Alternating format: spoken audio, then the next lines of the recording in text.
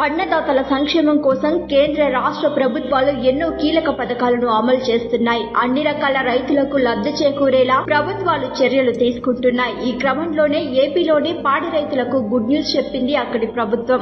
ఆంధ్రప్రదేశ్ రైతులను అలర్ట్ చేస్తూ కీలక విషయాలు తెలిపారు అధికారులు. అర్హులైన రైతులందరికీ పశు కిసాన్ క్రెడిట్ కార్డును అందజేసేలా ప్రభుత్వం చర్యలు తీసుకుంటుందని చెప్పారు.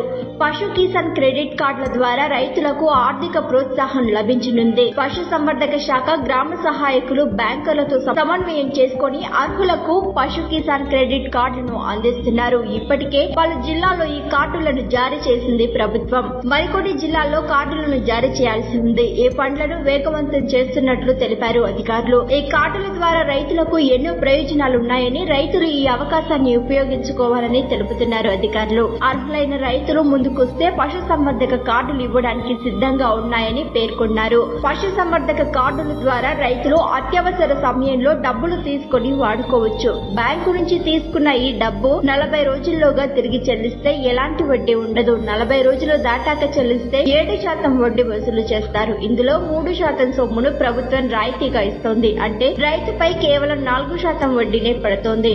పశువుల దాణా, పోషణ, ఇతర ఖర్చుల నిమిత్తం పశు సంవర్ధక శాఖ కార్డుల ద్వారా రైతులు లోన్స్ తీసుకోవచ్చు.